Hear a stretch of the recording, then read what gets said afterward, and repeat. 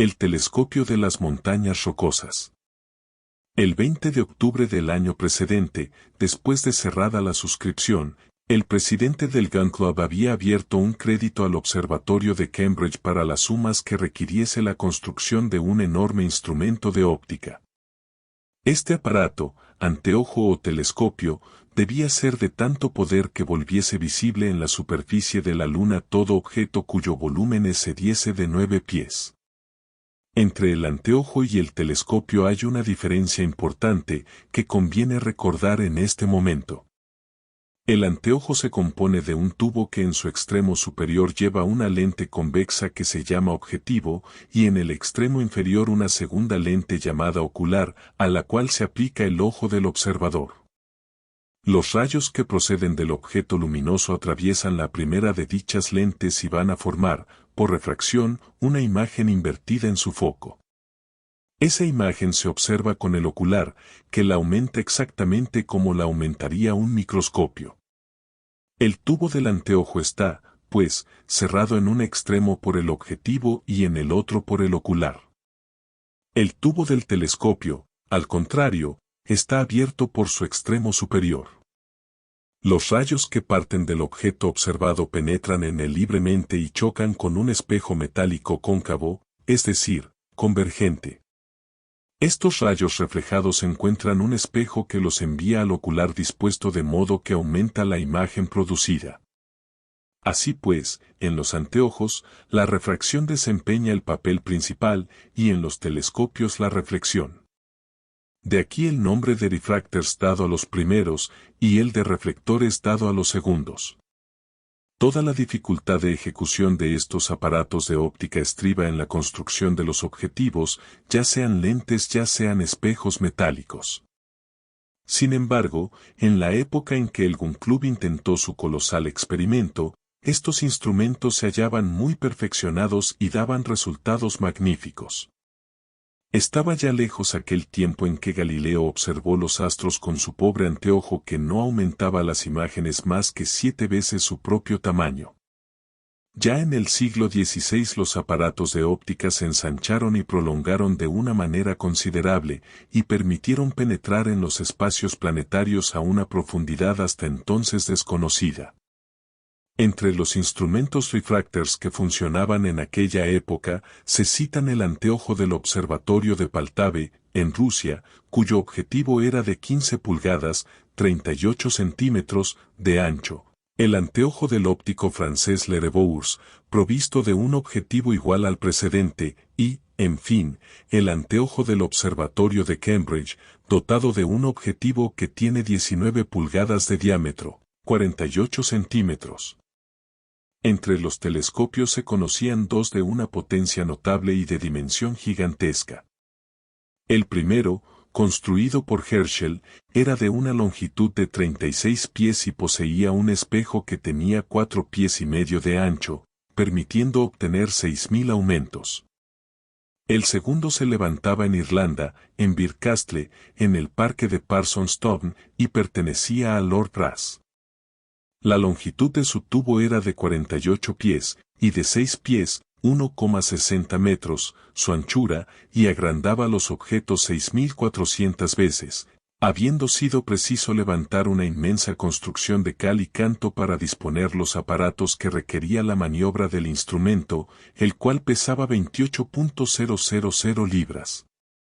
Pero, como se ve, a pesar de tan colosales dimensiones, los aumentos obtenidos no pasaban, en números redondos, de 6.000.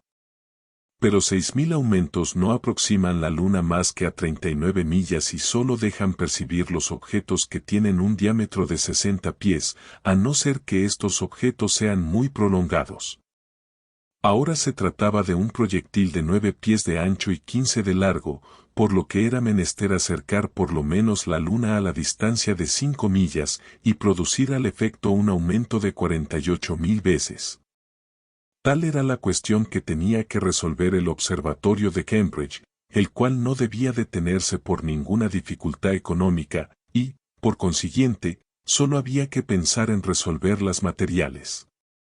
En primer lugar, fue preciso optar entre los telescopios y los anteojos. Estos tienen ventajas sobre los telescopios. En igualdad de objetivos, permiten obtener aumentos más considerables, porque los rayos luminosos que atraviesan las lentes pierden menos por la absorción que por la reflexión en el espejo metálico de los telescopios. Pero el grueso que se puede dar a una lente es limitado, porque, siendo mucho, no deja pasar los rayos luminosos. Además, la construcción de tan enormes lentes es excesivamente difícil y se cuenta por años el tiempo considerable que exige. Pero aunque las imágenes se presentan más claras en los anteojos, ventaja inapreciable cuando se trata de observar la luna, cuya luz es simplemente reflejada, se resolvió emplear el telescopio, que es de una ejecución más pronta y permite obtener mayor aumento. Solo que, como los rayos luminosos pierden una gran parte de su intensidad atravesando la atmósfera, el Gun Club determinó colocar el instrumento en una de las más elevadas montañas de la Unión, lo que había de disminuir la densidad de las capas aéreas. En los telescopios, como hemos visto, el ocular, es decir, la lente colocada en el ojo del observador produce el aumento, y el objetivo que consiente los aumentos más considerables es aquel cuyo diámetro es mayor así como también la distancia focal.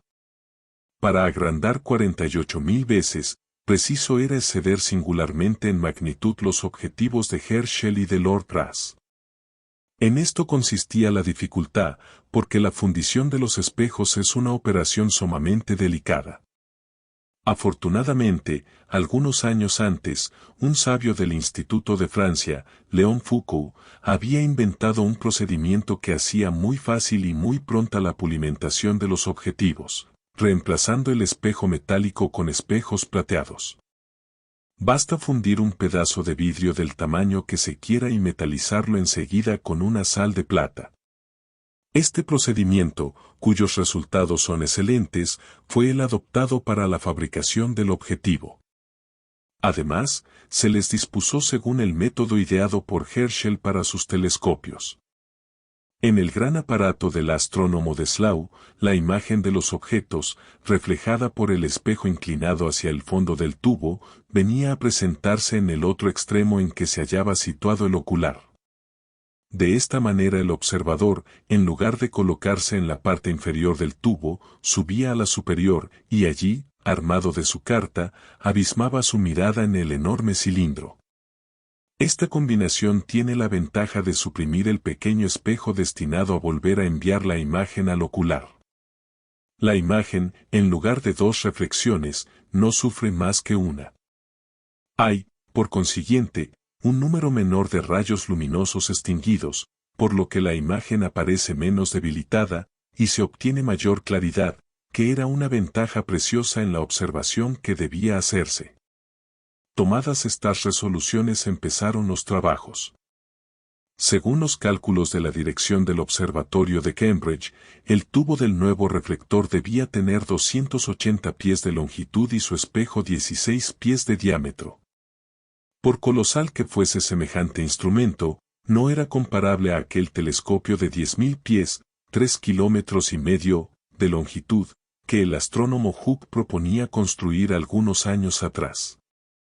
A pesar de todo, la colocación del aparato presentaba grandes dificultades. En cuanto a la cuestión del sitio, quedó muy pronto resuelta. Tratábase de escoger una montaña alta, y las montañas altas no son numerosas en los Estados Unidos.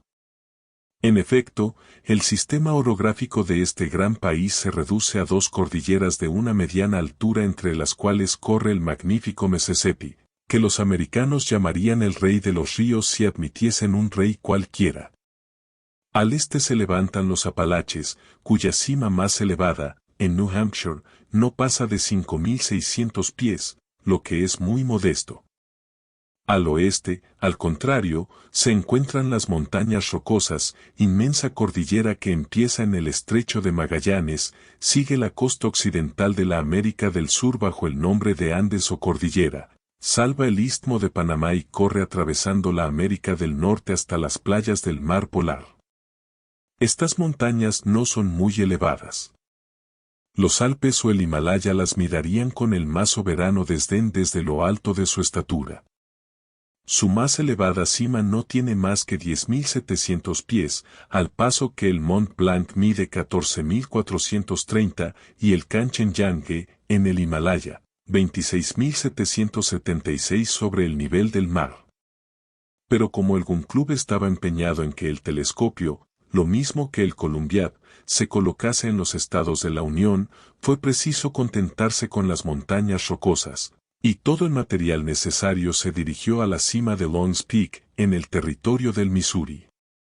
La pluma y la palabra no podrían expresar las dificultades de todo género que los ingenieros americanos tuvieron que vencer y los prodigios que hicieron de habilidad y audacia. Aquello fue un verdadero esfuerzo sobrehumano. Hubo necesidad de subir piedras enormes, colosales piezas de fundición, abrazaderas de extraordinario peso, gigantescas piezas cilíndricas, y el objetivo, que pesaba el solo más de 20.000 libras, más allá del límite de las nieves perpetuas a más de 10.000 pies de altura, después de haber atravesado praderas desiertas, bosques impenetrables, torrentes espantosos, lejos de todos los centros de población, en medio de regiones salvajes en que cada pormenor de la existencia se convierte en un problema casi insoluble. Y el genio de los americanos triunfó de tantos y tan inmensos obstáculos. Menos de un año después de haberse principiado los trabajos, en los últimos días del mes de septiembre, el gigantesco reflector levantaba en el aire un tubo de 380 pies. Estaba suspendido de un enorme andamio de hierro, permitiendo un mecanismo ingenioso dirigirlo fácilmente hacia todos los puntos del cielo y seguir los astros de uno a otro horizonte durante su marcha por el espacio. Había costado más de $400.000. La primera vez que se enfocó a la luna, los observadores experimentaron una sensación de curiosidad e inquietud a un mismo tiempo. ¿Qué iban a descubrir en el campo de aquel telescopio que aumentaba 48.000 veces los objetos observados? ¿Poblaciones? No, nada que la ciencia no conociese ya, y en todos los puntos de su disco la naturaleza volcánica de la Luna pudo determinarse con una precisión absoluta. Pero el telescopio de las montañas rocosas, antes de prestar sus servicios a algún club, los prestó inmensos a la astronomía. Gracias a su poder de penetración, las profundidades del cielo fueron sondeadas hasta los últimos límites, se pudo medir rigurosamente el diámetro aparente de un gran número de estrellas, y el señor Clarke, del observatorio de Cambridge, descompuso la nebulosa del Cangrejo en la constelación del Toro, que no había podido reducir jamás el reflector de Lord Brass.